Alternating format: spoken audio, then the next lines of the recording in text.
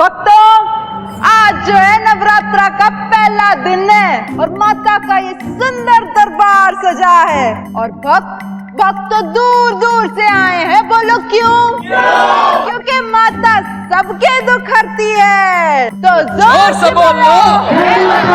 मैं नहीं सुनिया। जयकारा शेरावाली दा, बोले साचे दरबार की। अब तो सारी रात जयकारे लगाने। लेकिन बड़की, जो भक्त आज दरबार में नहीं आ पाए हैं उन बेचारों का क्या? अब जहां भक्त हैं वहां भगवान है। अरे दरबार आओ या ना आ पाओ, मैया तो मन से लिखे ईमेल भी पढ़ लेती है।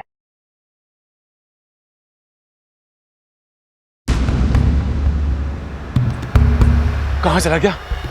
तुम आ जाओ, तुम आ जाओ।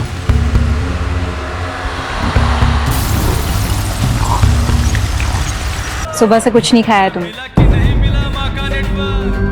प्रसाद के नाम पे जहर तो नहीं दे रही? तेरा कोई भरोसा ना सिर। कैसी बातें कर रही है बड़की? मैं तुम्हारी भाभी हूँ ना, मैं क्यों जहर दूंगी? कौन मरा कह गया है कि रिश्तेदार जहर ना देवे, खास करके तेरे जैसे। खोलो दरवाजा, मुझे जाना है।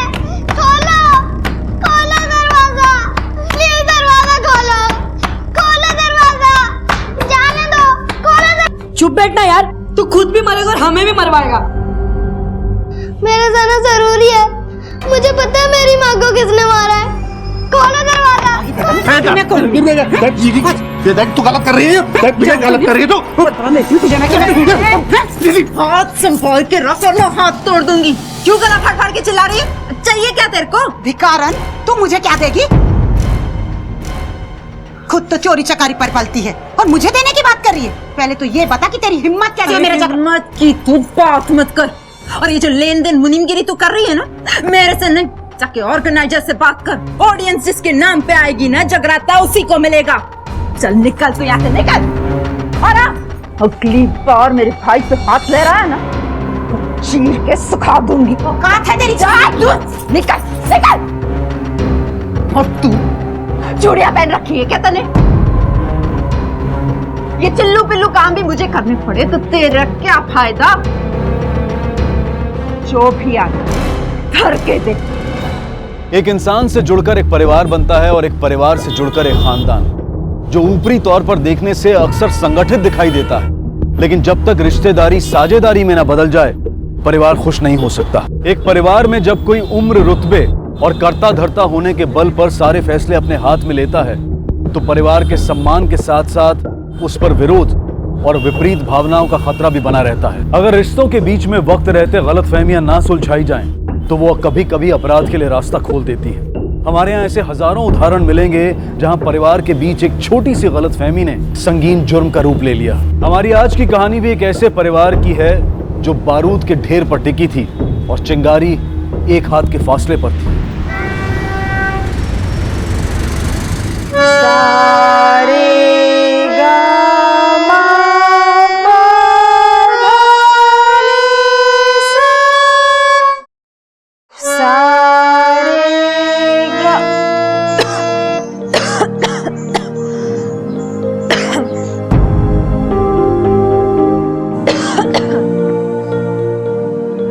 चाय वाली बन के घूम रही है। तेरे से कही थी ना मैंने जाके पढ़ाई कर। हाँ?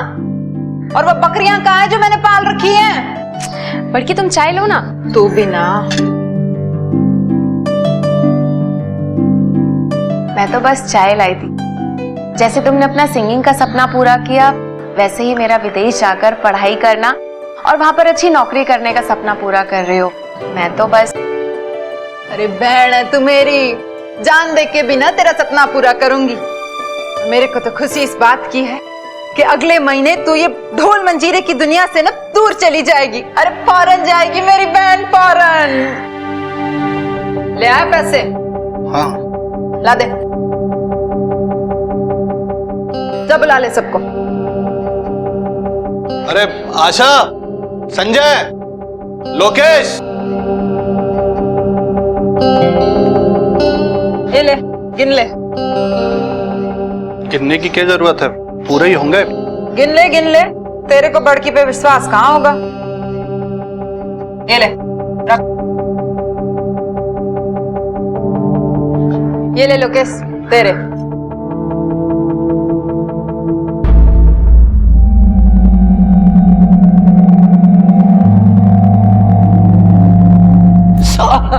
तू ना काम पे ध्यान दिया कर। हाँ? तो अगली बार से ना तेरी तनख्वाह भी बढ़ा दूंगी। चल। और ये तेरे लिए। बड़की, पर मेरे लिए पैसे क्यों? मैं तो बिजनेस का हिस्सा भी नहीं हूँ। अरे तू मेरे बिजनेस का नहीं, मेरे दिल का हिस्सा है। ये तेरी तनख्वाह नहीं है, तेरे खर्चे के लिए। Thank you so much. ठीक है। रे भैंस के फुफ्फा, ये तो आधे ही पैसे हैं। बड़की, वो मैं तो पूरे ही पैसे ला रहा था, रास्ते में जीजा जी मिल गए थे, उन्होंने छीन लिए। कमाल है तू, तेरे रोक के नहीं गए के? आपसे बड़े रुक गए जो इनसे रुक जाएंगे। तुझे तो मैं बाद में देख लूंगी, पहले अपने खसम के चोर तो कस लूं। उसकी खाल भी मसाला मांग रही है। निकम्मे सबके सब।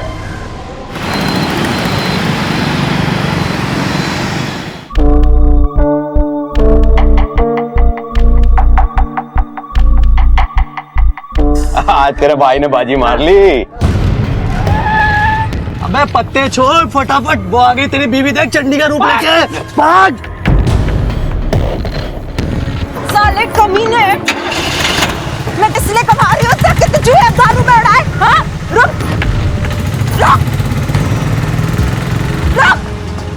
हर तो आएगा ही ना, आज इसे जिंदा नहीं छोड़ूंगी।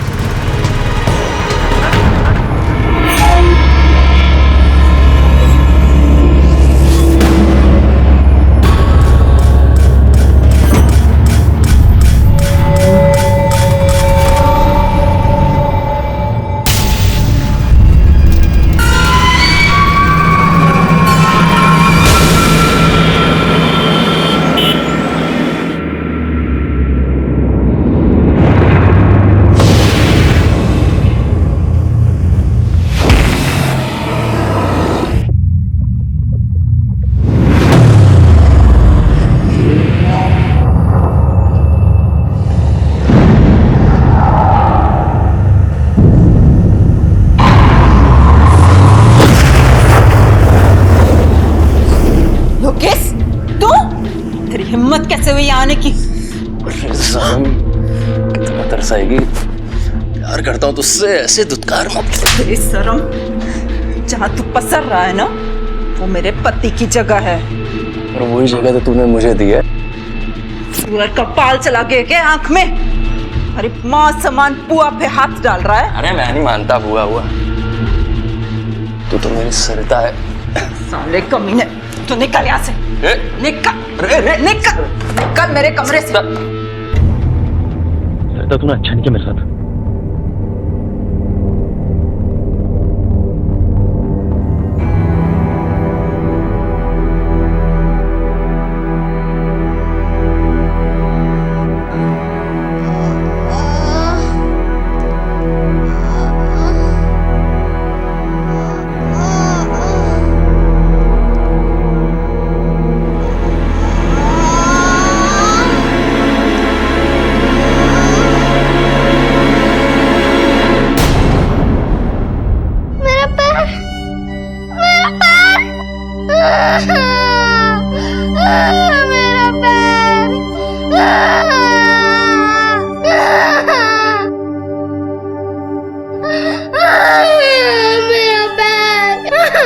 मैंने तुझे पहले ही कहा था, लेकिन तू सुनता नहीं है।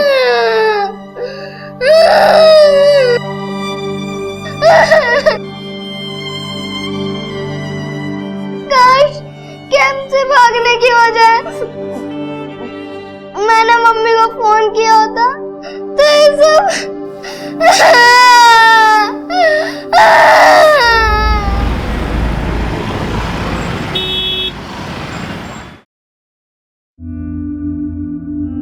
क्या हुआ? शकल की लटका रखी है? वो बड़की, कल रात को लोकेश आपके कमरे में आया था क्या? वो पावड़ा ससुरा तनख्वाह बढ़ाने की बात कर रहा था, भगा दिया मैंने उसे। बड़की, मुझे पता है आपके और जिया जी के बीच में संबंध अच्छे नहीं हैं, पर कंचन, छोटी सी उम्र में ना इतना नहीं सोचते, बाल सफेद हो जाएंगे। मैं अच्छे से जानती हूँ कि किसकी सीमा रेखा कहाँ तक खींच के रखनी है। लड़की, सब जगह ढूंढ लिया मैंने, जीजा जी नहीं मिले मुझे, ना वो मिले ना उनका ऑटो। क्या हुआ जीजा जी को? अरे वो ही रोज का रोना, पहले चोरी करते हैं और फिर मुंह छुपाते फिरते हैं। कल से घर नहीं आए।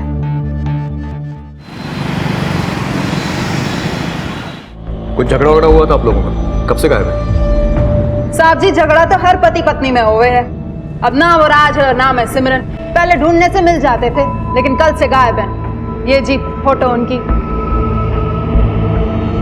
फैमिली में कौन कौन है? जी फैमिली में पहली शादी से एक 10 साल का छोरा है। पहला पति गुजर गया तो मनोज से दूसरी शादी कर ली। अब बाकी भाई भाभी, उनका बेटा और मेरी एक छोटी बहन है। सब एक साथ मकान में रहते हैं। और आपके पति काम क्या करते हैं? काम का तो वो बिल्कुल है नहीं, कहने के लिए ऑटो चलाता है। जी ऑटो का नंबर फोटो के पीछे लिखा है। साहब जी, जैसा भी है पति है मेरा, बहुत प्यार करता है, ढूंढ निकालिए उसे। ठीक है, आप अपनी कंप्लेन लिखवा दीजिए, जैसे कुछ पता चलता है बताते हैं। और आप भी आसपास पता कीजिए, हो सकता है शायद किसी दोस्त या रिश्तेदार के यहाँ चले गए हों। ठीक है साहब जी, जय माता दी।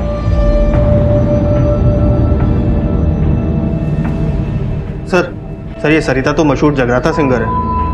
वही, और इतनी बड़ी सिंगर का पति ऑटो ड्राइवर। बात कुछ गले नहीं उतर रही। आखिरी बार मनोज को कब देखा था? साहब कल ही देखा था, यहीं पत्ते पीट रहा था। फिर जो उसकी बीवी आई और बीवी को देख के जो भागा, आज तक नजर नहीं आया। लेकिन भागा क्यों वो? साहब उसकी बीवी उससे मिलने थोड़ी आई थी, वो तो उसको पीटने आई थी। और ये तो साहब पहले भी हो चुका है। कुछ तो इज्जत रख ले मेरी। समझाने के बाद भी तने चोरी की। सुधरा नहीं ना तो एक दिन जान से मार दूंगी तुझे।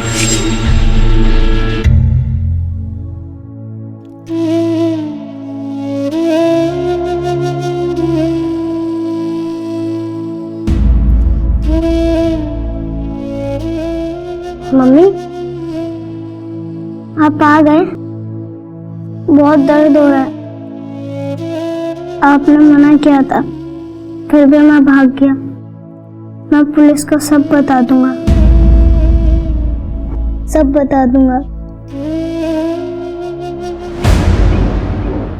मारती हूँ मैं मनोज को, मेरे से गलत बात ना बर्दाश्त नहीं होती। हाथ बहुत जल्दी छुटता है मेरा। ऐसा क्या गलत काम करता था वो? एक हो तो बताऊं, दारू वो पिए, चोरी वो करे, जुए की लत उसे। इतनी वजह क्या कम है किसी को कूटने के लिए? और तो और मेरे जगराते में भी कम कर्म कांड न करी उसने। लाना था भाई इस पे, माता के दरबार में दारू पी के आ गया। अगर इसके बिना प्रोग्राम कर सकती है तो ठीक है, नहीं तो। जी इसकी तरफ से ना मैं माफी मांगती हूँ। 15 अक्टूबर को जब मनोज ऑटो स्टैंड से भागा तो उसके बाद मिला वो आपसे? उसके बाद आया ही कहाँ वो? आता तो रपट लिखाने की जरूरत ही ना पड़ती, खाट के पास से बांध के रख देती उसे। पुलिस हर पहलू की तह तक जाने की कोशिश कर रही थी। सरिता की जिंदगी से मनोज यूं ही गायब हुआ था या फिर ये किसी तूफान के आने का अंदेशा था? और बता क्या चल रहा है? और तू बता कहाँ थे इतने दिनों तक? कुछ नहीं यार, बस एग्जाम की वजह से बहुत टेंशन थी। तुझे तो बस टेंशन ही रहती एग्जाम की। अरे किसका फोन है? एक मिनट, हाँ भाई साहब का फोन है। हेलो, हाँ भाई साहब, क्या हुआ? क्या? भैया ऑटो घुमाइए।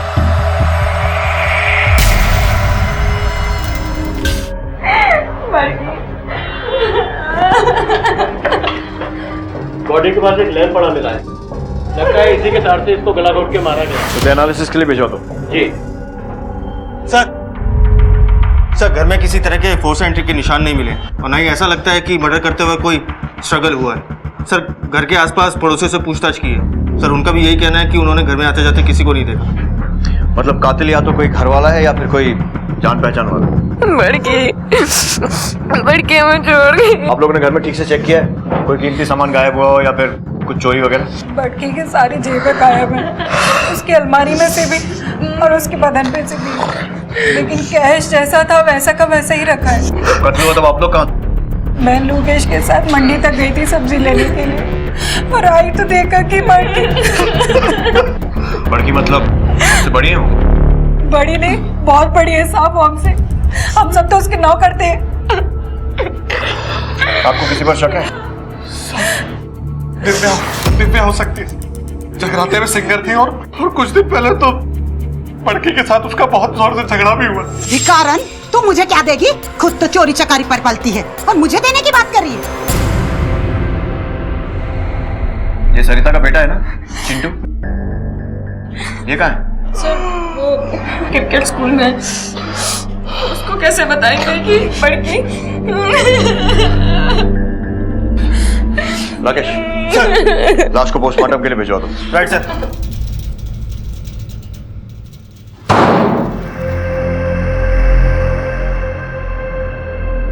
नाटक बंद कर, खाओ जल्दी, सीधा खाओ। सूरज। जी बॉस। इसके चेहरे को काला कर दे ताकि इसका चेहरा मासूम लगे और हमें पैसे भी ज्यादा मिले। जी बॉस। और सुन, भागने की कोशिश मत करियो, नहीं तो जान से मार दूंगा मैं। समझ लियो, आज से ये तेरा गुरु है और तू इसे भीख मांगने के सारे तरीके सिखा दे, ए से लेकर जेड तक। समझ गया? ये ले पकड़। फाइल हेड ऑफिस भिजवा दो सिक्योरिटी क्लियरेंस के लिए। सर पोस्टमार्टम रिपोर्ट से कंफर्म हो गया है कि सरिता का गला उसी लैंप की वायर से घोटा गया और सर सिंदूर भी उसके मुंह में तब ठूसा गया जब उसका गला घोटा जा रहा था। मतलब ये पर्सनल अटैक है। राकेश, सिंदूर से वोकल कॉर्ड्स खराब होती है, यानी सरिता का गाना या फिर गाने से मिली शोहरत और पैसा किसी को पच नहीं रहा। अब वो इंसान या तो मनोज हो सकता है या फिर कोई ऐसा इंसान जिसकी सरिता से बेइज्जती हो, और ये भी पॉसिबिलिटी है कि कोई दूसरा सिंगर जिसका मार्केट सरिता ने खराब किया, शायद दिव्या। सर सरिता काफी दबंग औरत है, कोई एक आदमी उसे कंट्रोल कर सके ये थोड़ा मुश्किल है। एग्जैक्टली। अकेला आदमी गला घोटते हुए मुंह में सिंदूर नहीं ठूस सकता। एक काम करो, इन्वेस्टिगेशन को फास्ट ट्रैक करो, सरिता और मनोज के कॉल रिकॉर्ड्स निकलवाओ और ये जो ज्वेलरी की चोरी हुई थी उसे ट्रैक करो, और इस दिव्या को उठाओ। सर मुझे यहाँ क्यों बैठा रखा है? मनोज के कॉल रिकॉर्ड्स में सबसे आखिरी कॉल तेरा था। चल बता, क्यों कॉल किया था उसे? वो सर, मैं उनका भतीजा हूँ सर, और रोज ही फोन करते रहते हैं एक दूसरे को, और सर मिलते भी हैं। लेकिन सर जब वो उस रात मेरे कमरे में आए तो बहुत गुस्से में थे सर। पता नहीं साली लुकाई है कि बवाल। सब जानता हूं उसका तिरिया चरित्र। वो समझती कि मुझे कुछ पता नहीं है। साली भतीजे से लगी पड़ी है और मेरे सामने सती सावित्री होने का स्वांग रचती। अब बताता हूं उसे मनोज क्या चीज है। सरिता और लोकेश का अफेयर चल रहा था। वही लोकेश जो सरिता के साथ जगराते में गाता है। जी सर। फूफा गुस्से में कुछ उल्टा सीधा ना कर दे, इसलिए मैंने फोन किया था उनको। जब मनोज गायब हुआ तुम कहाँ थे? सर मैं साउंड इक्विपमेंट लेने चांदनी चौक गया हुआ था। लोकेश। सर। अरे हट! मैं दारू पीऊं या जहर खा के मर जाऊं, तेरे से क्या?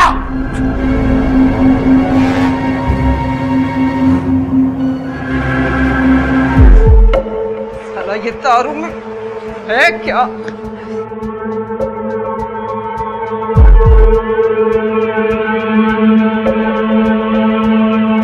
बुआ जी, मैंने एक नया गाना लिखा है। ये देखो क्या जोरदार गाना लिखा है मैंने। हाँ जोरदार है, तू तो है ही बड़ा टैलेंटेड। अरे ये क्या? छोड़ मैं भी तो देखूंगी। दूसरी दारू में ऐसी क्या चीज है कि मेरा पति मुझे छोड़ के इसके पीछे। मुझे मेरे पास आता ही नहीं है। इतनी सुंदर बीबी के होते हो आता ना। मैं सुंदर हूँ। सुंदर नहीं, बहुत सुंदर है तू। बहुत सुंदर हूँ मैं सच में सुंदर हूँ। हाँ? मम्मी कसम खाकर कह रहा हूँ सर, उसके बाद ऐसा कुछ नहीं हुआ। ठीक है, अभी तुझे जाने दे रहा हूं, पर ज्यादा दूर का जगराता मत पकड़ना। हो सकता है तुम्हें फिर से आना पड़े जगराते के लिए।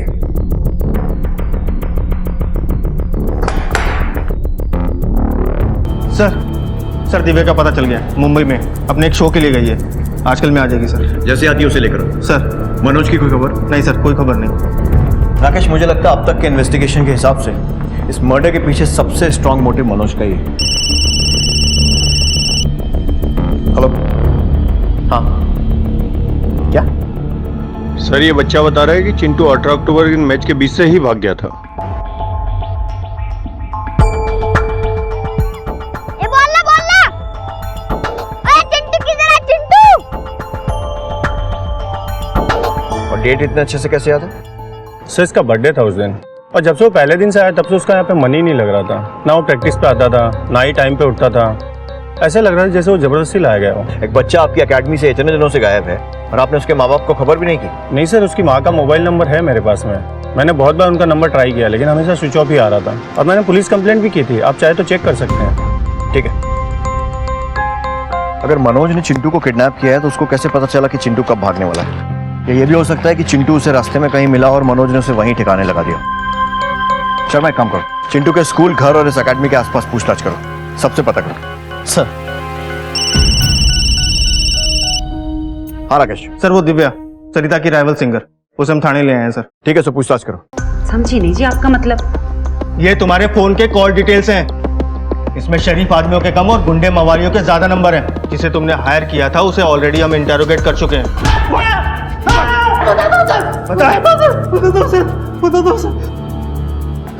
ये फोटो किसने दिया? किसने दिया?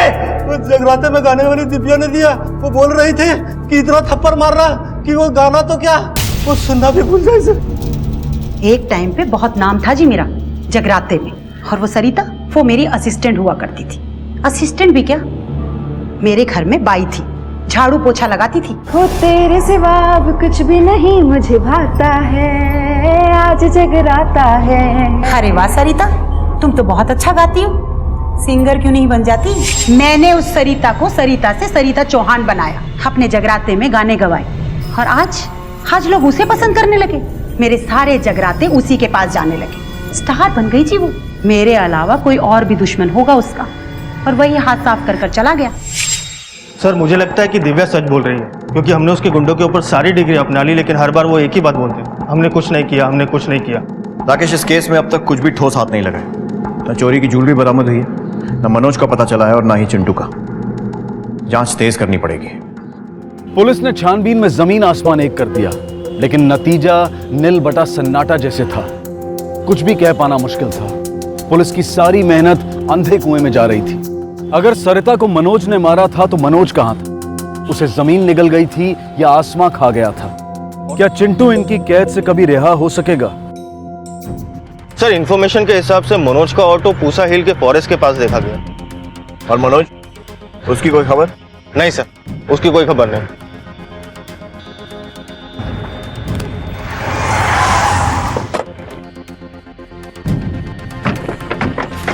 एक काम करो, चारों तरफ फैल जाओ सर, एक एक कोना छान मारो।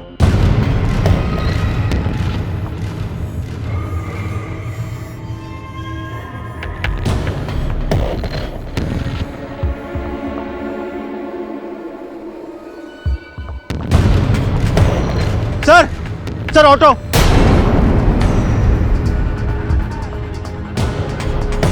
सर ये तो मनोज के ऑटो का नंबर है। सर देखिए, यहाँ पे किसी के ड्राई ब्लड के निशान है, और ऑटो में चाबी भी लगी हुई है। हो सकता है खून चिंटू का ही हो। मनोज उसे किडनैप करके यहाँ लाया और फिर उसका मर्डर कर दिया। सर अगर चिंटू का मर्डर यहाँ पे हुआ है तो जाहिर सी बात है उसने लाश भी आसपास ठिकाने लगाई होगी। एक काम करो, फॉरेंसिक्स वालों को बुलाओ और आसपास का पूरा एरिया छान लो। सर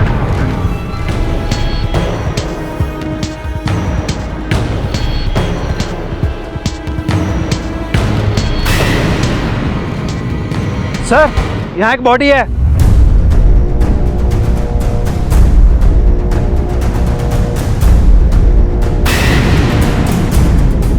सर ये तो मनोज है। सर मर्डर वहाँ हुआ है और लाश यहाँ पर है, और ऑटो में भी स्ट्रगल के कोई निशान नहीं है। इसका मतलब मारने वाला कोई जान पहचान का आदमी है। सर ये बॉडी से पर्स मिला है।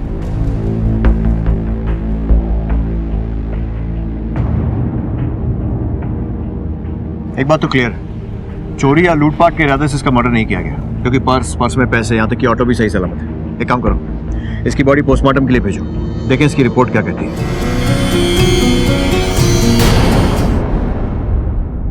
इस बार जाने दो, आगे से कोई भी शिकायत आए तो अंदर कर देना। Sir postmortem report. सर, इस पोस्टमार्टम रिपोर्ट के हिसाब से मनोज का कत्ल 15 अक्टूबर यानी सरिता के कत्ल से ठीक 2 दिन पहले हुआ था। उसके ऊपर 2 वार किए गए थे सर, एक पेट में और एक दिल के पास। मौत इंटरनल ब्लीडिंग की वजह से हुई थी। इसका मतलब मनोज का सरिता के कत्ल में कोई हाथ नहीं है। ये केस तो और उलझ गया। संजय के बयान के हिसाब से मनोज गुस्से में उसके यहाँ गया था, और उसके बाद वो कहाँ गया ये हमें नहीं मालूम। संजय ने कहा कि जब मनोज गायब हुआ तब वो चांदनी चौक में साउंड इक्विपमेंट खरीद रहा था। पता करो इस बात में कितनी सच्चाई है। ठीक है सर, मैं एक टीम भेज देता हूँ। इस पूरी फैमिली पर 24 घंटे नजर रखो।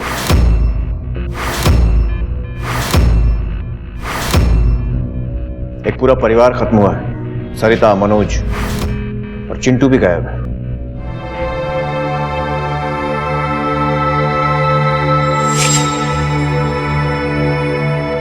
मम्मी! अरे बेटा, बेटा सपना देखा क्या?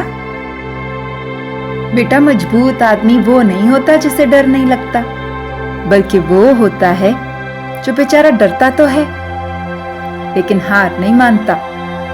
तू मेरा बहादुर बेटा है ना? बेटा बुलाए चट दौड़ी चली आए माँ, बेटा बुलाए चट दौड़ी चली आए माँ, अपने बच्चों के आंसू देख नहीं पाए माँ, बेटा। आवाज तो इसकी अच्छी है, पर पब्लिक कितनी पसंद करेगी ये नहीं पता। अरे मैडम, ये कोई नया थोड़ी है, सरिता के साथ सालों से गा रहा है। आप देखिएगा मेरे बेटे को पब्लिक कितना पसंद करेगी। नमस्ते जी। नमस्ते। ये कंचन है जी, हमारी बहन। नमस्ते। बहुत जोर का गाती है। मैं तो कहता हूँ इसको गाने का मौका दीजिए आप, देखिए धूम मच जाएगी। और वो क्या कहते हैं, सिंपैथी, वो भी तो इसे मिलेगी जी। अच्छा गाने से क्या होता है, इंसान का मन भी तो होना चाहिए। भाई साहब, भाभी सही कह रही है ना, मुझे कोई गाना वाना नहीं गाना है। मुझे तो बड़की की कुछ यादें लेके यहाँ से बहुत दूर जाना है। ऐसी बातें कर रही है तू, है? विरासत है सरिता की, आगे लेके जाना है तुझे। बहन जी, भाई साहब सही कह रहे हैं। अगर सरिता की बहन कंचन को स्टेज पे गाते हुए देखे लोग, तो हम पब्लिक की सिंपैथी को यूज कर सकते हैं। भाई तो ठीक है, हम लोग प्रोग्राम पे मिलते हैं। जय माता दी। जय माता दी।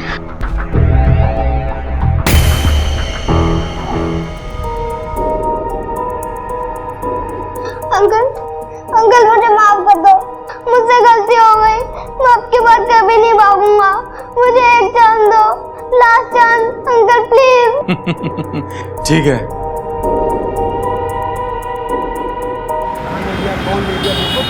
हेलो जी भाई साहब, जी मैं अभी ऑर्गेनाइजर से ही मिलकर आ रही हूँ। हाँ भाई साहब, बस अभी घर पहुंची। लेके जाइए इसे यहाँ से।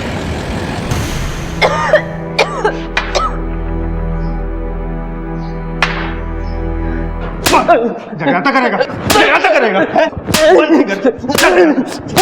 राकेश, बहुत ढीठ निकला ना तू। हमने सोचा था कि तुझे नहीं मारेंगे, पर नहीं, तू नहीं माना। चल अब बता, कंचन को क्यों मारना चाहता था? बोल। सर मैं सरिता से कोई प्यार नहीं करता था। उस बुढ़िया से चक्कर इसलिए चला था कि जगराते में ग्रुप का मेन सिंगर बन के गाऊंगा सर।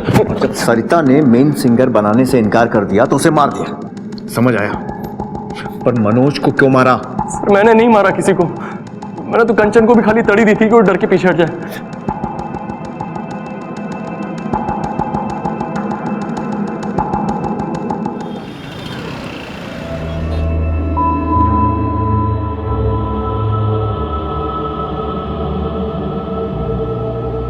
लोकेश इतनी आसानी से टूटने वाला नहीं। एक मिनट के लिए भी इस फैमिली पर से नजर मत रखने दो। सर संजय का साउंड क्यूपिन वाला बयान है ना, वो झूठा है सर। हमें चांदनी चौक ने उसके घर के आसपास की जितनी भी दुकानें हैं सबसे पता किया सर।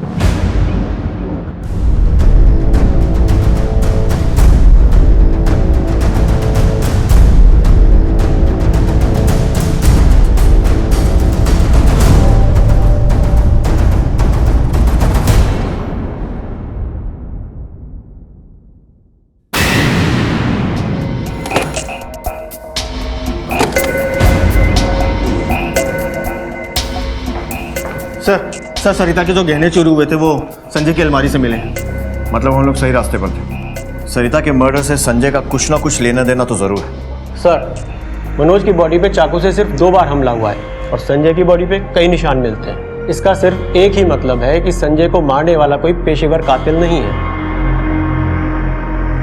मतलब संजय सिर्फ एक मोहरा था और चाल चलने वाला कोई और है।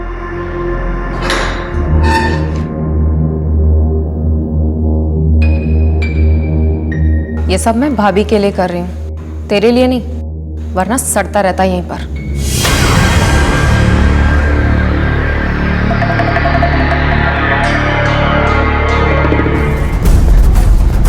कहाँ गया? वो रहा। हे रोक!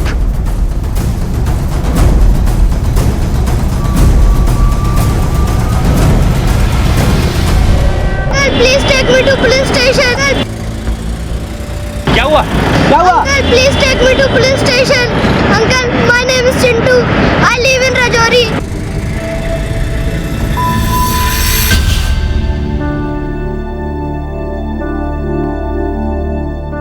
बड़की, तुम जहाँ भी हो, मुझे पता है तुम मुझे देख रही हो। मुझे पता है तुम कभी नहीं चाहती थी कि मैं ये सब कुछ करूं। मैं सिर्फ और सिर्फ ये सब तुम्हारे लिए कर रही हूँ। मुझे आशीर्वाद दो, ये मेरा पहला जगराता है। इंस्पेक्टर साहब को बताओ तुम्हारे साथ क्या हुआ। बताओ क्या हुआ तुम्हारे साथ? सर, मुझे एक गैंग ने किडनैप कर लिया था। वो बच्चों से जबरदस्ती भीख मंगवाते हैं, लेकिन मैं वहां से भाग आया। मुझे पता है मेरी माँ को किसने मारा है।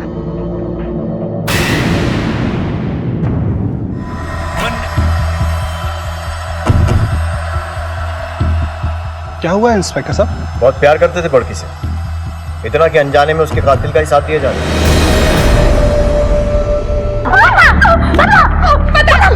बताती हूँ।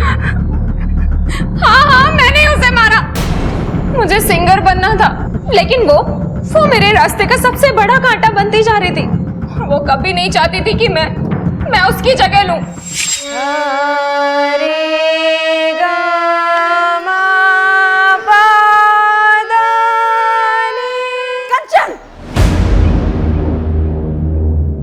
कर ये सब।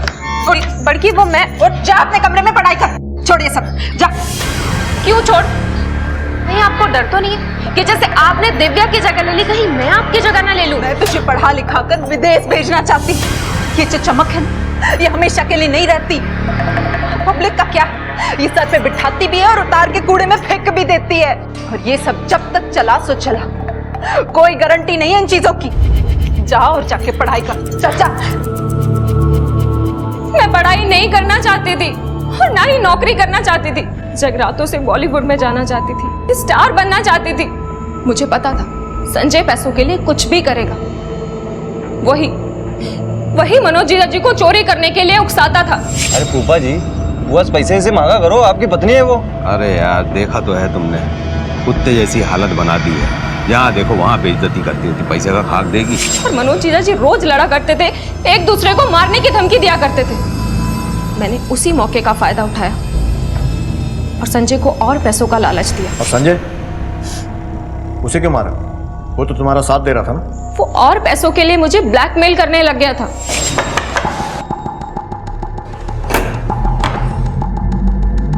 पैसे लाइए? हाँ। चला जाए। तुमने अपनी बहन तक को गलत समझा। वो बहन जो तुम्हारे लिए अपने से ऊंचा भविष्य चाहती थी। एक बात याद रखो, जो सपने जुर्म के साए में पलते हैं ना, कभी पूरे नहीं हो पाते। अब तुम अपनी सही जगह जा रही हो, वहां बैठकर जी भर के रियाज करना और पछताना। हीरे की चमक से सभी प्रभावित होते हैं, लेकिन उस चमक के पीछे की काली खादान और मजदूरों की मेहनत और दुर्गति को कोई नहीं जानता। ऐसी ही भारी चमक से मुग्ध होकर कंचन ने अपनी बड़ी बहन सरिता की जान को अपने पागलपन की भेंट चढ़ा दिया, ये जाने बिना कि सरिता खुद जहर का प्याला पीकर कंचन के लिए अमृत सजो रही थी। सरिता अपने पेशे की पेचीदगियों और उलझनों से कंचन को बचाए रखना चाहती थी, लेकिन कंचन ने रिश्ता, सम्मान, प्यार सबको दांव पर लगाकर कभी सरिता की नसीहतों को समझने की कोशिश नहीं की और परिवार को खुशियां देने वाली सरिता को मौत के घाट उतार दिया। चिंटू को अनाथ बना दिया। चिंटू के जज्बे को सलाम, जिसने अपने जख्मों की परवाह किए बिना अपनी माँ को इंसाफ दिलाने की कोशिश नहीं छोड़ी और कंचन को अपने किए की सजा मिली। अब मैं अनूप सोनी आपसे विदा लेता हूँ। फिर मुलाकात होगी अगले एपिसोड में एक और चौंका देने वाले केस के साथ। तब तक अपना और अपने परिवार का ख्याल रखें और देखते रहें क्राइम पेट्रोल डायल 100। सबक एक को सीख हम सबको। जय हिंद। बाबू, तुझे खीर बहुत पसंद है ना? एक बार चला गया तो तुझे खीर कौन खिलाएगा? मैं तुम्हें लेने आया हूँ। कटे हो तुम दोनों? माँ,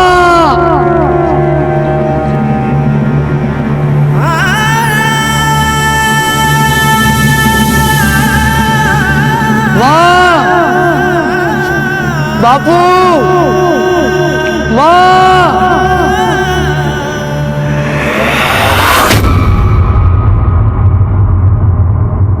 आज के दौर में जहां बड़े से बड़े रिश्ते फीके पड़ने लगे, जहां रिश्तों की कद्र और बड़ों की अहमियत कम हो रही है, वहीं राजस्थान के एक छोटे से गांव में एक बेटा अपने खोए हुए माता पिता को ढूंढ रहा था। कहां गए थे उसके माता पिता? क्या वजह थी जो वो इस कदर परेशान था? और उस दिन केशव ने पहाड़ी में ऐसा क्या देख लिया था जिसे देखकर वो सन्न रह गया?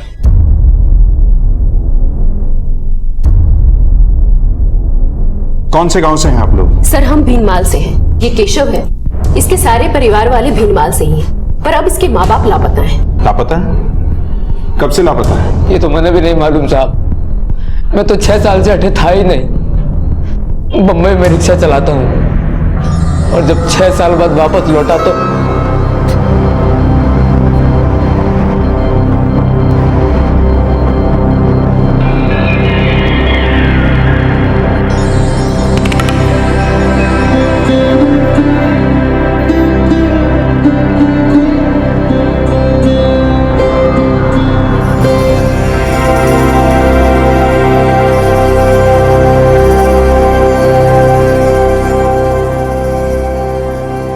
रेती मंगवाई थी, उसका क्या हुआ? कल आ जाएगा मैम। पक्का? एकदम पक्का। ध्यान रखना। घड़ी खम्मा सरला दीदी। खम्मा घड़ी कैसे हो केशव? आ गए मुंबई से? अरे मुझे तो लगा था कि तुम शादी करके ही वापस आओगे। आप भी ना दीदी, बिल्कुल भी नहीं बदली। कैसे हो केशव? मैं बिल्कुल ठीक हूँ विनोद भैया, आप कैसे हो? सब बढ़िया। कब आया मुंबई से? मैं बस अभी चला आ रहा हूँ। चल अच्छा हुआ। ठीक है, तो सरला से बात कर, मैं थोड़ा काम देख के आता। जी बिल्कुल। और बता माधव और बाकी के घर वाले कैसे हैं? वो बिल्कुल ठीक है दीदी। 2 दिन पहले मिला था। मुझे तो एनजीओ के काम से आजकल शहर में ज्यादा रहना पड़ता है, इसलिए यहाँ की खबर नहीं रख पाती। अब गांव में पानी जो लाना है तो शहर के चक्कर तो काटने ही पड़ेंगे ना। अरे दीदी, जितना आप इस गांव के लिए करती हो उतना आजकल कोई किसी के लिए नहीं करता। अभी के लिए मैं जाऊँ, फिर आता हूँ कभी फुर्सत में आपसे मिलने। ठीक है। अच्छा।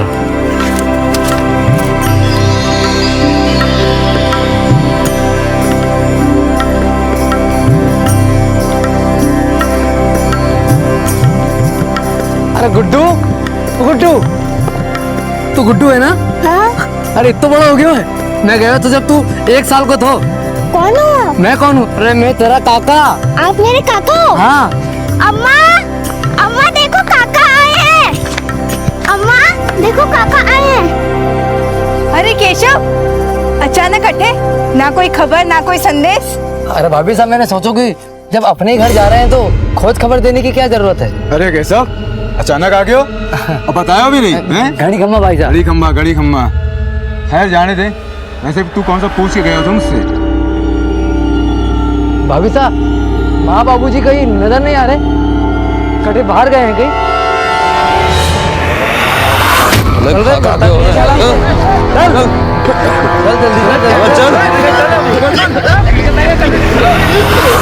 तूने बताया नहीं केशव ने? अरे माँ बाबू सब तीरथ पे गए हुए। तीरथ पे? हाँ। कब चले गए तीरथ पे? और यूं अचानक? अरे अब नहीं जाएंगे तो कब जाएंगे? मतलब क्या बोल के गए हैं? वापस आने को क्या विचार है? देख, उन्हें आने में काफी वक्त लग जाएगा। ये बता, तू यहाँ कब तक है? मैं तो बस इसी महीने के लिए हूँ। क्यों? अरे कुछ नहीं, इसलिए पूछ रहा हूँ कि उनको आने में काफी वक्त लग जाएगा। थारे जाने के 20-25 दिन बाद ही आवेंगे वो लोग। अरे भाई साहब, पर आपने उन्हें ऐसे जाने ही क्यों दिया? इस उम्र में उनकी देखभाल कौन करेगा? मुझे एक फोन कर दिया होता, मैं उन्हें तीरथ करा लाता। देख केशव, झूल की बात ना कमारे से 5 महीने में एक बार फोन करता है, 6 साल में अब शकल दिखाई है तने। हर इसके उम्मीद रखूं है, और तुझे माँ बापू की इतनी चिंता होती ना तो तू यहाँ से कभी जाता ही नहीं। चल केशव, फटाफट हाथ मुंह धो ले, मैं तेरे लिए गर्मा गर्म बाजरा की रोटी और साग बनाऊंगी। चल भीतर आ फटाफट।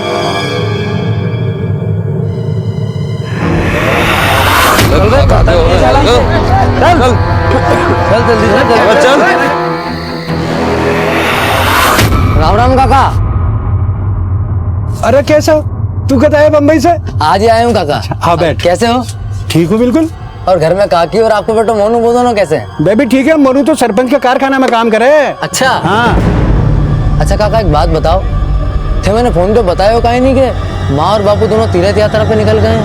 वो अरे भाई मैं सोचो कि तू बम्बई में तो भी यही काम कर रहा है, दिन भर तो व्यस्त रहे हुए, भागा दौड़ी का मायने तू भी यही परेशान रहे हुए, तो बस ये वास्ते को नहीं बताया, कोई खास बात को नहीं। अच्छा कितने वक्त हो गए उनको निकले हुए? वो एक काम कर कैसा, तू घर आना, हमारे ग्राहकी का टाइम है। ठीक है काका। सदानंद के जमीन पर उनका दोनों बेटा कोई अधिकार है, औरतों को जायदाद में हिस्सा ना मिले। ठीक है? खम्बा खड़ी हुकुम, खम्बा खड़ी। जे केशव है, मुंबई से वापस आ गए हो, सोचा आपके पाँव छुआ दूं। चल खम्बा हुकुम। क्या बे भगोड़े, मैंने तो लागो शहर से हीरो बन के वापस आएगा। थारे बदन पर तो रफू किया कपड़ा है। अब यही रहेगा, वापस जाएगा? वापस तो जाना है हुकुम, और वैसे भी मैं अठे अपने माँ बापू से मिलने आया था, और अब वो तो है ना।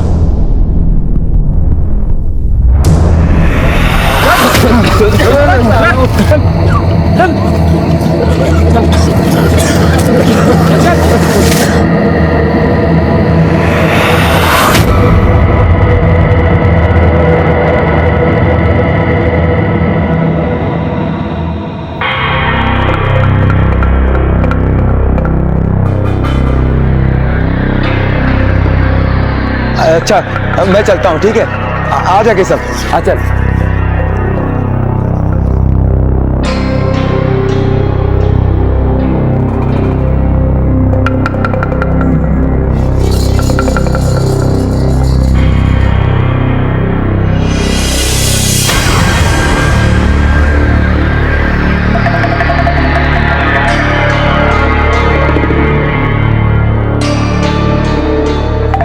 लाओ काका मैं मदद कर दूं। नहीं बेटा, अरे बराबर है, मैं कर लूंगा। अरे लाओ काका मैं हाथ लगा दूं इधर।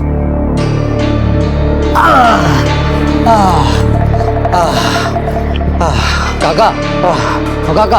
हाँ काका, आप तो मुझे बचपन से जाना हो। हाँ बेटा। और आपने मुझे गोद में भी खिलाया है। एक बात पूछूं, सच सच बताओगे? काहे पूछना चाहे? हमारे माँ बापू कटे गया काका, मुझे तो लग रही हो जैसे ये पूरा गाँव हमारे से झूठ बोल रही हो। आप ही बताओ कहाँ है मेरे माँ बापू? कुछ दिनों पहले गांव में महामारी फैल गई थी, और जितने भी लोग महामारी के शिकार थे ना, उन्हें गांव से बाहर निकाल दिया, गांव की भलाई के लिए। क्या? अरे ऐसे कैसे कोई मेरे माँ बापू को गांव से बाहर निकाल सकता है? इस उम्र में कहाँ जाएंगे वो? जहाँ तक मुझे पता है, गांव के बाहर जो पहाड़ी है ना, वो उसके पास रुके थे। माँ, बापू,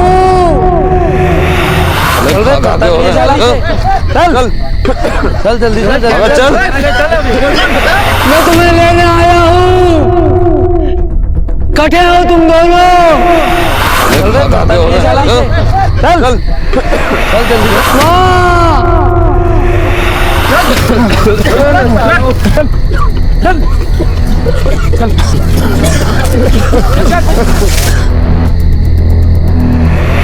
माँ, बापू, माँ।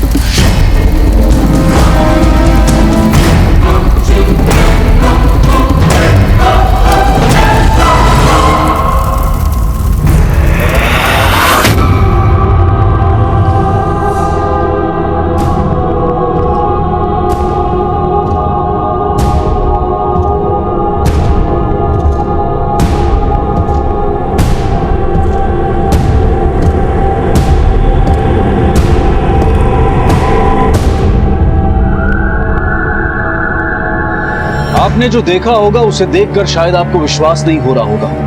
आपके हाथ पैर ठंडे पड़ गए होंगे और आपके रोंगटे खड़े हो गए होंगे। आज हम आपको एक ऐसे दिल दहला देने वाले केस से रूबरू कराएंगे जहां राजस्थान के एक छोटे से गांव में कुछ लोगों को झोपड़े में बंद करके जिंदा जला दिया गया। आखिर कोई इतना कठोर दिल कैसे हो सकता है? क्या ऐसा करने वालों के दिल में जरा सी भी दया नहीं बची थी? आखिर क्यों इन लोगों को जिंदा जला दिया गया? क्या गांव में फैली महामारी ही इस अपराध की वजह थी जो इस कदर बर्बरता से इन गांव वालों को मार दिया गया? क्या इस अपराध के पीछे कोई एक इंसान था या फिर पूरा का पूरा गांव ही इस घृणित अपराध में शामिल था? दीदी, सारे गांव वालों ने हमारे साथ धोखा करा है। हमारे माँ बापू को इन लोगों ने गांव से बाहर निकाल दिया और अब गांव के बाहर वाली उस पहाड़ी में उन सारे लोगों की जली हुई लाशें मैंने देखी।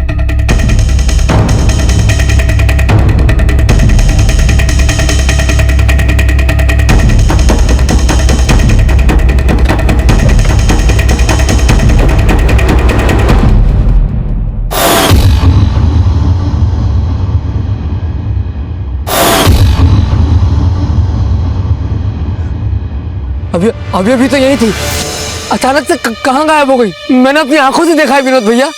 केशव, पक्का तूने ठीक से तो देखा? यही थी सब लाशें? मैंने अपनी आंखों से देखा है विनोद भैया। माँ बापू और भी बहुत सारे जले हुए लोग थे यहाँ। झोपड़ा जला तो है, जरूर कोई बात है। मुझे लगता है पुलिस में खबर करनी चाहिए। सर, केशव का कहना है कि उसने वहाँ कई लाशें देखी, पर जब हम वहाँ गए तो वहाँ जले हुए झोपड़े के सिवा कुछ भी नहीं था। साहब, जीते जी मैंने मेरा माँ बापू से किसी ने मिलने नहीं दिया। और अब तुम जब उस जगह पे पहुंचे तो वहां लगभग कितनी लाशें थी? लगभग 10-11। सुंदर सर, फौरन इनके गांव चलते हैं और देखते हैं कि आखिर माजरा क्या है। सर, लेकिन इनका गांव यहाँ से 60-70 किलोमीटर दूर है। जगह चाहे कितनी भी दूर हो, कानून हर जगह होना चाहिए।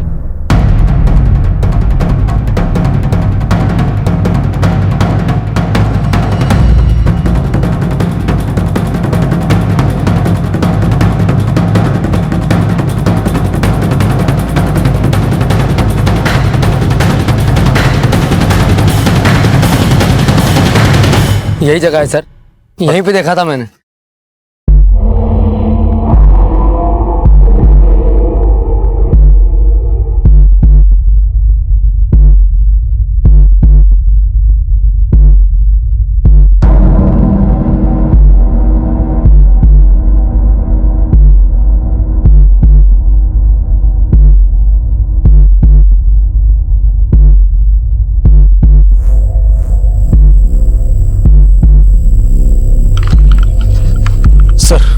कुछ नहीं मिला है। सुंदर, हमें गांव के लोगों से पूछताछ करनी चाहिए, तभी हमें पता चलेगा कि आखिर मामला क्या है। इस गांव के 60-70 किलोमीटर के सराउंडिंग में कुछ भी नहीं। इसका मतलब बाकी के लोग भी इसी गांव के होंगे।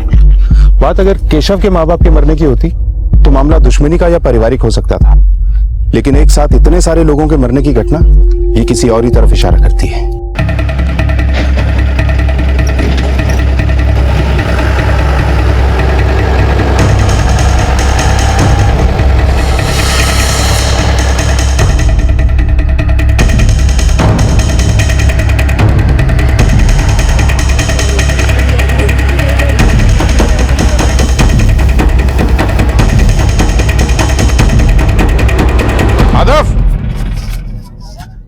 जी साहब।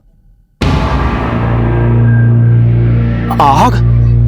नाना साहब, मारो तो उस तरफ कभी जाना ना होवे, बल्कि किसी ना तो किसी के मुंह से सुनी हो। माँ बाप की खोज खबर लेने की भी कोशिश नहीं की? नहीं साहब, वो सरपंच जी ने फरमान जारी किया था। कैसा फरमान? गांव के कुछ लोग अशुद्ध हो गए थे, सबको बीमारी हो गई थी, एक दूसरे को देख लेने से भी बीमारी फैल जाती थी।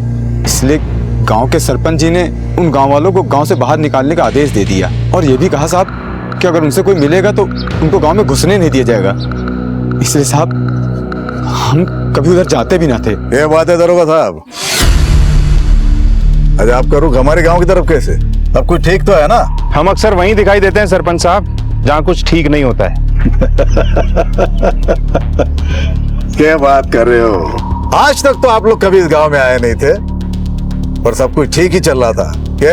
गांव के बाहर एक झोपड़े में केशव ने कुछ लोगों की जली हुई लाशें देखी थी। इससे पहले कि ये किसी को कुछ बताता, किसने उन लाशों को ठिकाने लगा दिया। और अभी अभी हमें ये पता लगा है कि कुछ दिनों पहले आपके हुक्म से कुछ लोगों को इस गांव से निकाल दिया गया था। हाँ, छुआछूत वाली बीमारी थी उनको, सारा गांव चपेट में आ रहा था उसके। देखिए, हम सरपंच है इस गांव के, गांव का भला और गांव वालों का स्वास्थ्य हमारी जिम्मेदारी, हमारी, इसीलिए हमने फरमान जारी किया था। हुक्म, वो पहाड़ी के पास तो अक्सर वो तांत्रिक ने देखोगे है जो 2 साल पहले नरबली वाला मामला में जेल गए हो, और पहाड़ी के पास तो वो कोई घर है, कहीं ये सारे मामले में उसी का तो हाथ नहीं है? ये किस तांत्रिक की बात कर रहे हो तुम? सही बोल रहा है, पागल है वो आदमी। हमें तो लगता है कि ये सारा उसी का किया कराया है। जाइए उसे पकड़िए, इस गांव में आपको कुछ नहीं मिलेगा, उसके पीछे भागिए। तांत्रिक है, तंत्र मंत्र के लिए बलि तो चढ़े हैं।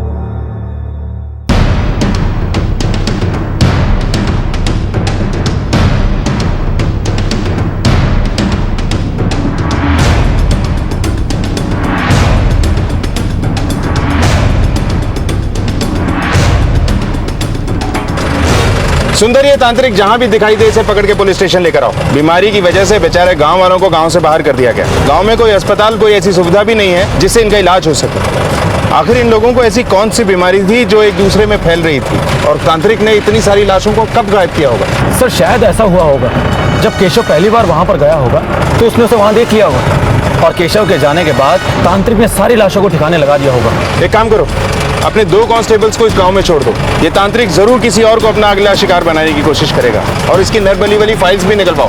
पता करते हैं कि इसने और क्या क्या कारनामे किए हैं।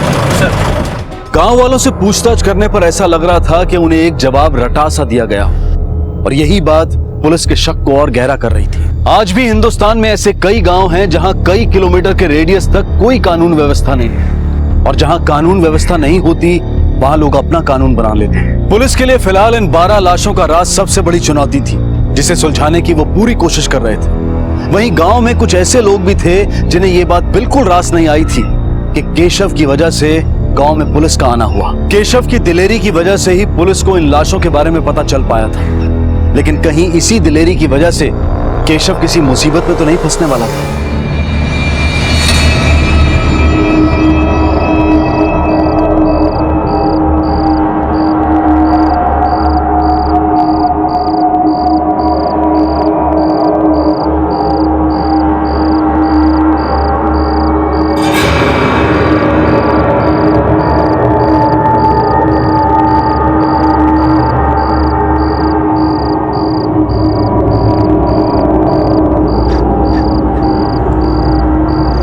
इकट्ठे होते दोनों।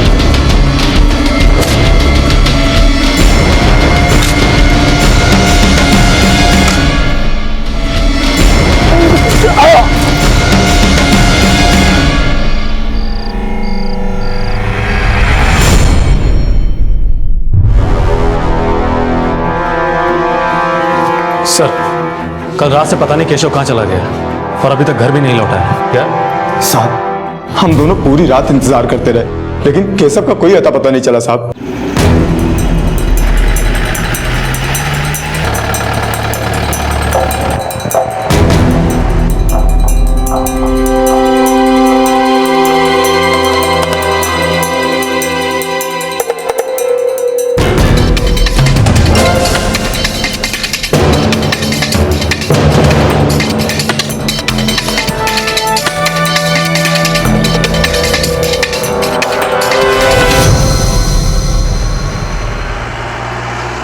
अरे रुको,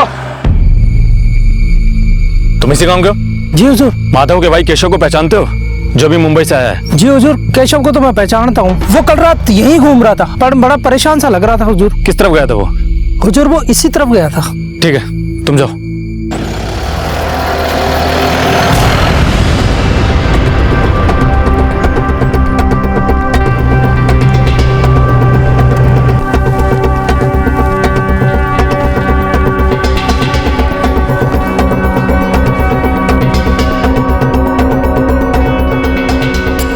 आखिर इतनी रात को केशव यहाँ क्यों आया होगा, वो भी इस जले हुए झोपड़े के पास? और इसके बाद वो गया कहाँ होगा? सर कहीं केशव भी तो उस तांत्रिक का शिकार तो नहीं बन गया?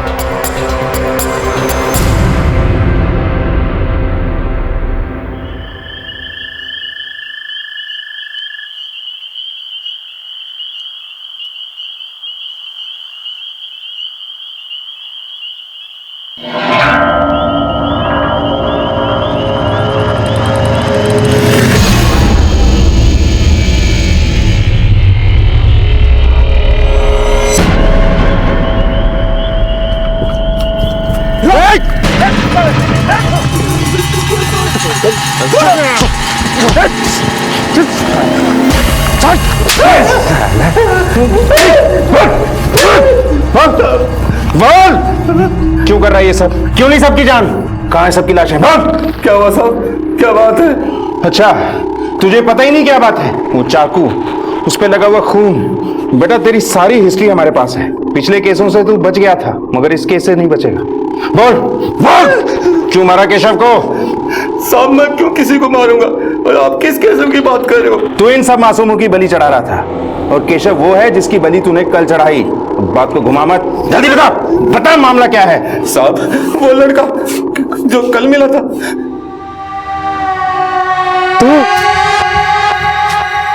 तो तूने मारा उन सबको? तू पागल है क्या? ये क्या बोल रहा तू? तूने उन मासूमों की बलि चढ़ा दी जो उस दिन उस झोपड़ी में थे। तू मुझे गलत समझ रहा, मैं इंसानों की बलि नहीं चढ़ाता। अरे तो फिर ये क्या है? ये सब जानवर है। जानवर? हाँ, तुझे यकीन नहीं आता तो मैं बोरिया खोल के दिखाता हूँ तुझे। आ, देख। साहब मैंने केशव को वो सभी जानवर दिखाए थे जिनकी बहन ने बलि चढ़ाई थी, फिर वो वहां से चले गए। तूने बोला और हमने मान लिया। अगर चला गया था तो घर क्यों नहीं पहुंचा? मुझे पता नहीं साहब, मैं आपको वो जगह बता सकता हूँ जहाँ मैंने जानवर काटे थे। थोड़ा वहां से बोलो। हाँ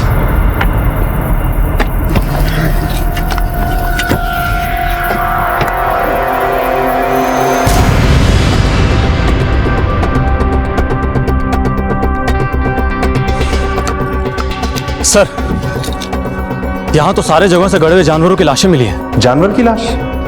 वैसे उसके चाकू पे लगे खून की रिपोर्ट भी आ चुकी है। वो खून के निशान भी किसी जानवर के ही थे। सर अगर तांत्रिक ने कुछ नहीं किया तो फिर इसके पीछे कौन हो सकता है? और केशव कहाँ गया होगा? सुंदर, इसी सवाल की गुत्थी तो सुलझ नहीं रही है।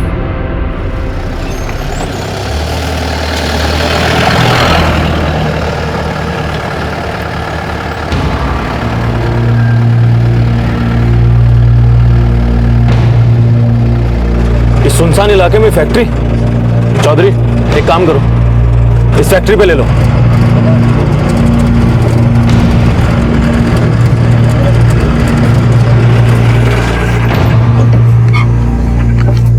ए, दरवाजा खोल।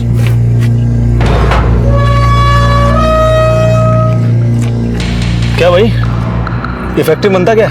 साहब उनसे पूछ लीजिए, वो सुपरवाइजर हैं।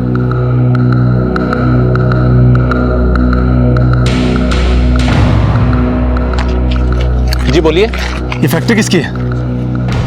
फैक्ट्री तो सरपंच जी की है। किस चीज की फैक्ट्री है? और इतनी बदबू क्या आ रही है? आपको जो कुछ ही पूछना है आप सरपंच जी से पूछ लीजिए।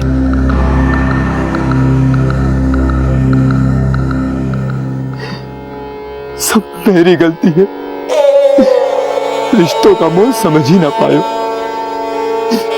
जिस तरह मैं अपने बच्चों के बारे में सोचता रहा, वैसे ही मेरे माँ बाप मेरे बारे में सोचते रहे। देखो मासा, आप लोग यहाँ रुकोगे तो ये बीमारी सब में फैल जाएगी। वैसे भी गांव वाले सरपंच जी का दरवाजा खटखटाने वाले हैं, और अंदर की बात तो ये है कि सारे रोगियों को गांव से बाहर निकाल दिया जाएगा, वरना कहीं ये बीमारी हम लोगों को ना लग जाए। और आप लोगों के लिए मैं इसे खतरे में नहीं डाल सकता हूँ। तू चिंता मत कर बेटा, हम लोग यहाँ से चले जाएंगे कहीं दूर।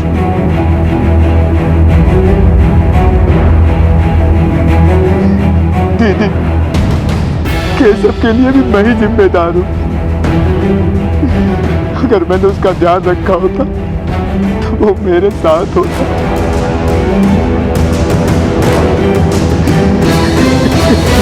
सुंदर, समझ में नहीं आ रहा है कि आखिर माजरा क्या है। पहले इतनी सारी जली हुई लाशें, फिर अचानक से सारी लाशें गायब, और अब वो केशव जिसने आकर हमें सब बताया था वो भी गायब है। सर गांव से भी कुछ खास पता नहीं चल पा रहा है, पर गांव की कुछ ही दूरी पर एक फैक्ट्री है जहां पर गांव के अधिकतर लोग काम करते हैं, और ये फैक्ट्री वहां के सरपंच की है। पर मैं जब उस फैक्ट्री में गया था तो वहां से बहुत बदबू आ रही थी। पता नहीं फैक्ट्री में क्या बनाया जा रहा था। शहर से इतनी दूरी पर फैक्ट्री का होना मुझे बड़ा अजीब सा लग रहा था। मैंने क्रॉस चेक किया है, सरपंच इस फैक्ट्री को गैर कानूनी ढंग से चला रहा है। सुंदर, हमें इस फैक्ट्री की छानबीन करनी चाहिए। शायद जिन लोगों की मौत जलने की वजह से हुई वो इसी फैक्ट्री में काम करते हो, और ये बीमारी उन्हें इस फैक्ट्री की वजह से ही हुई हो।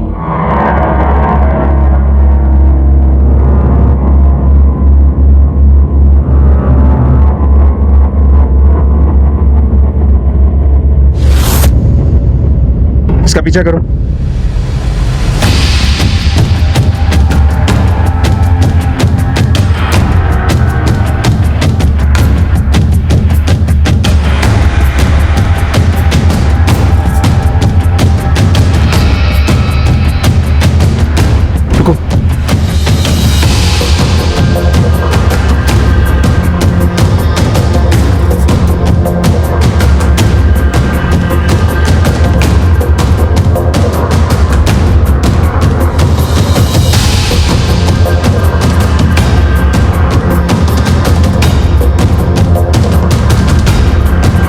देखो अच्छी तरह।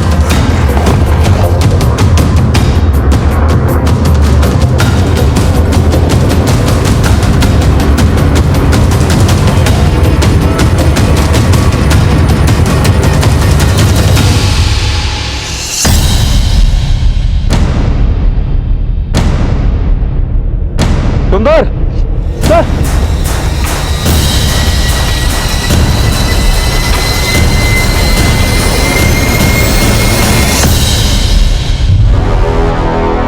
तुमने ये गैर कानूनी फैक्ट्री चलाकर बहुत बड़ा अपराध किया है। ताला लगेगा तुम्हारी किस्मत पर और इस फैक्ट्री पर। गांव के सभी लोग तुम्हारी फैक्ट्री में काम करते थे, जिनमें केशव के माँ बाप भी शामिल थे। जाहिर सी बात है, अगर गांव छोड़ देने के बाद भी उनका तुमसे लेना देना है तो उनकी मौत की वजह में भी सिर्फ तुम्हारा ही लेना देना होगा।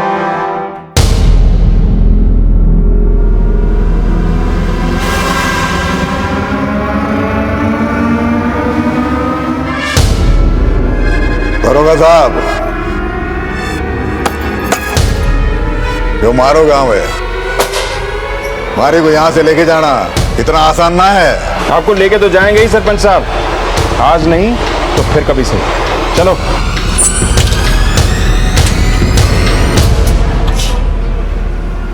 सुंदर, स्पेशल फोर्स के लिए एप्लीकेशन भेजो। इन सब मौतों के पीछे सरपंच का ही हाथ है, इसे अरेस्ट करना ही होगा। सर साहब, ये सब मेरी वजह से हुआ साहब। मैंने उनको भेजा था, जिसके बाद ये सब। सर गांव के ऊपर मैंने शुरू से ही सरपंच का दबदबा देखा है, पर वो इस हद तक गिर सकता है ऐसा लगा नहीं था। सर आप उसे अरेस्ट क्यों नहीं करते? देखिए, हमारी पुलिस चौकी आपके गांव से 70 किलोमीटर दूर है, और ये ज्यादा बड़ी पुलिस चौकी भी नहीं है। सरपंच के पास जितने लोग हैं उनसे निपटने के लिए हमें और जवानों की जरूरत होगी। हमने स्पेशल फोर्स की मांग की है, वो अप्रूव होते ही हम सरपंच को गांव के बीच से उठा के लाएंगे। और जब से सरपंच को पता चला है कि उसका फांडा फूट चुका है, उसने गांव के आसपास अपने लोग भी बढ़ा दिए। सर, पोस्टमार्टम की रिपोर्ट आ चुकी है। मरने वाले सभी लोगों को टीबी की बीमारी थी, और उन सभी लोगों को जिंदा ही जला दिया गया था। क्या? जिंदा जला दिया?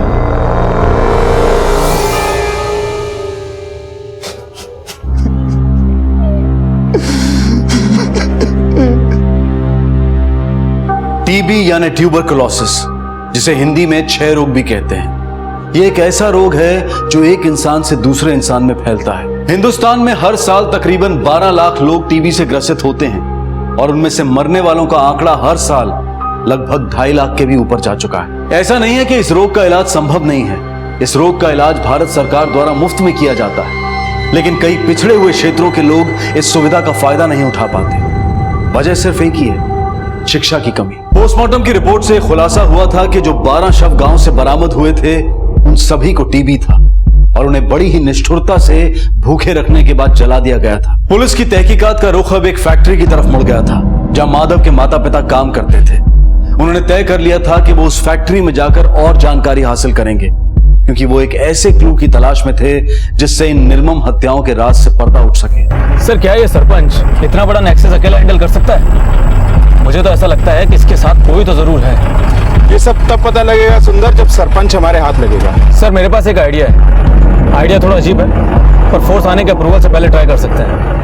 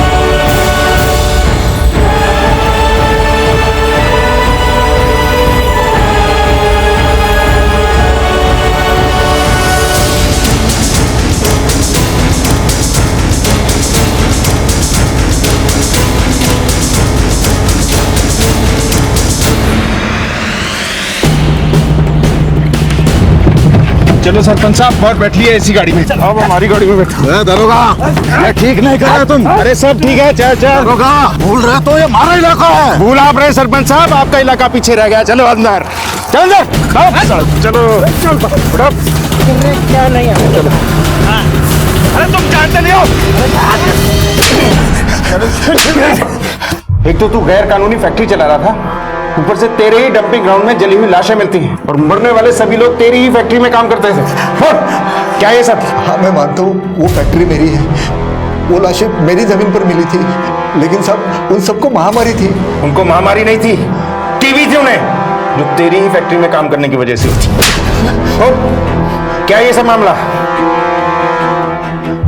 सर केशव का पता चल गया है।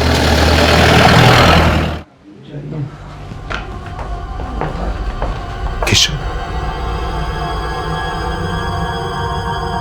केशव केशव उठाओ इसे, उठ केशव।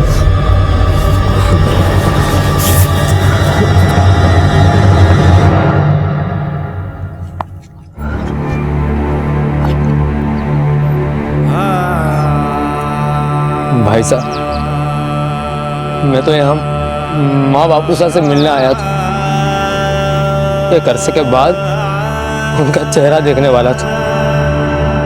पर देखो ना ये क्या हो।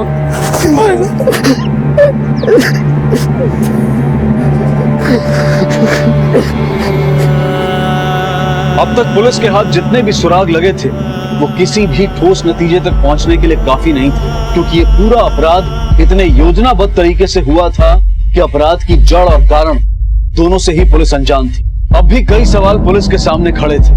केशव के माता पिता समेत उन गांव वालों को किसने जिंदा जलाया था? गांव में महामारी क्यों फैली? और इस पूरी योजना का सूत्रधार और सरपंच का साझेदार कौन था?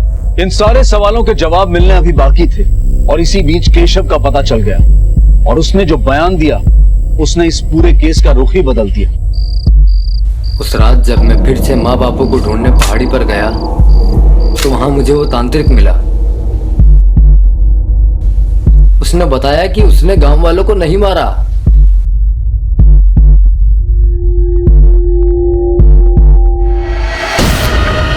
और यही बात जब मैं सरला दीदी को बताने गया तो केशव, अरे रुक जा।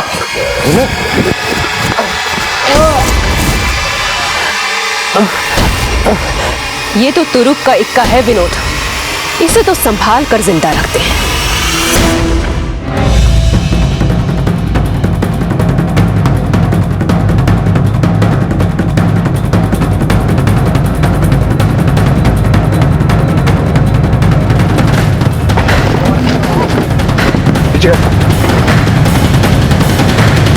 तुझे तो मैंने सबसे साफ सुथरा समझा था। ये क्या कहानी है? इतनी लंबी प्लानिंग, इतना बड़ा सेटअप। सर 7 साल पहले जब मैं यहाँ आई तो मेरा एक ही मकसद था, इस गांव के पानी की समस्या हल करना और यहाँ के लोगों की भलाई करना। वाह, ऐसा लग रहा है जैसे तू देवी का दूसरा रूप है। मुद्दे पर आ, कहानी मत सुना।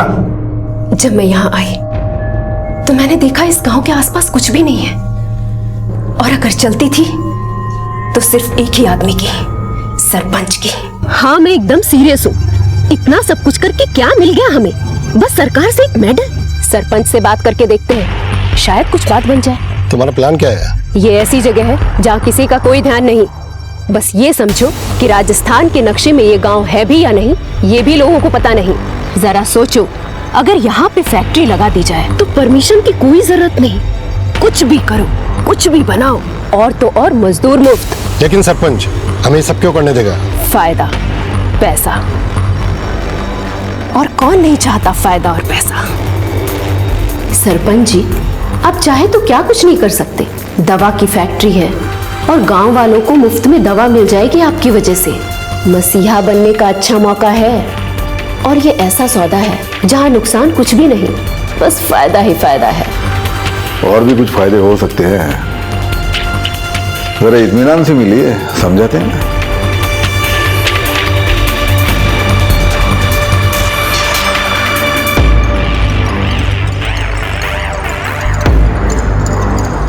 तो कल से फैक्ट्री के काम में हाथ लगा दे सरपंच जी। बिल्कुल बिल्कुल। हमें पता था कि फैक्ट्री में जो केमिकल हम यूज करने वाले हैं उससे गांव के लोग बीमार पड़ेंगे ही, इसलिए हमने फ्री में दवा बांटने का नाटक भी किया। गांव वालों को जो दवा हम बांटते थे उसमें पानी भरा होता था। ये बात हमने सरपंच को नहीं बताई थी। फैक्ट्री और बाकी का सब कुछ सरपंच के नाम पर चल रहा था। हमें शक तो था सरपंच की नीयत पर, और फिर तभी हम लोगों को इतने कम पैसे। बात तो 50-50 की हुई थी ना? अरे बात हुई थी, कोई लिख के तो नहीं दिया था ना। ये ठीक नहीं है। ठीक लगे तो कर, वरना तंबू बम्बू उखाड़ के गांव से बाहर फेंकवा दूंगा। मैंने सोच लिया था कि इस गांव से सरपंच को उखाड़ फेंकूंगी। फैक्ट्री में धीरे धीरे लोग बीमार पड़ने लगे। उनकी बीमारी जब लोगों में फैलने लगी तो मैंने ही सरपंच से कहा कि उनको गांव से बाहर निकाल दें, ताकि फैक्ट्री में रात में भी काम करवा के उनसे ज्यादा से ज्यादा मुनाफा कमाया जा सके। और फिर उस रात जब सरपंच ने बीमार गांव वालों को गांव से बाहर झोपड़ी में बंद कर दिया था, तो मैंने और विनोद ने मिलकर उन्हें जिंदा जला दिया। मेहनत हम करें और पैसे वो खा रहा था। अब देखती हूँ सरपंच को। झोपड़ा जलकर राख हो गया है और इन लाशों को उसकी जमीन पर फेंक कर आएंगे। उस दिन विनोद उन डेड बॉडीज को सरपंच की जमीन पर ठिकाने लगाने ही गया था कि वहां केशव आ गया। केशव के निकलते ही विनोद ने उन डेड बॉडीज को सरपंच के डंपिंग एरिया में डंप कर दिया, और केशव के आने से पहले ही विनोद वापस ऑफिस आ गया। हमने सोचा था इस मामले में सरपंच को फंसाकर पूरे गांव पर राज करेंगे, लेकिन सरपंच ने बड़ी चालाकी से सारे मामले को तांत्रिक की तरफ मोड़ दिया।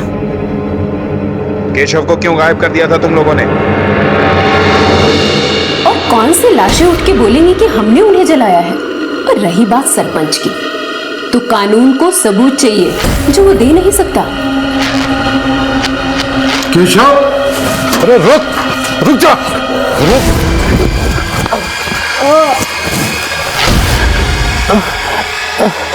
ये तो तुरुप का इक्का है विनोद, इसे तो संभाल कर जिंदा रखते हैं।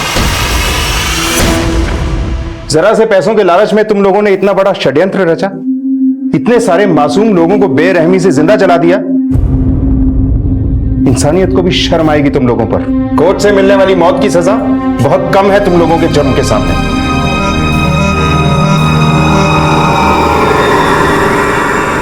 चंद रुपयों के लालच में कई बहुमूल्य जिंदगियों को आग के हवाले कर दिया गया। भिलमल गांव में रहने वालों के लिए गरीबी और भुखमरी एक बहुत बड़ी समस्या थी, और उनकी इसी मजबूरी का फायदा उठाया सरला और सरपंच ने। केशव के साहस की वजह से न सिर्फ सरपंच और सरला के तांडव से पर्दा उठा, बल्कि कई और लोगों को भी बचाया गया। अगर केशव साहस ना दिखाता तो शायद इन लोगों का भी वही हश्र होता जो बाकियों का हुआ। अब मैं अनूप सोनी आपसे विदा लेता हूँ। फिर मुलाकात होगी अगले एपिसोड में एक और चौंका देने वाले केस के साथ। तब तक अपना और अपने परिवार का ख्याल रखें और देखते रहें क्राइम पेट्रोल डायल 100। सबक एक को सीख हम सबको। जय हिंद। इस तरह के और भी एपिसोड देखने के लिए हमारे चैनल को सब्सक्राइब करें और बेल आइकन दबाना ना भूलें।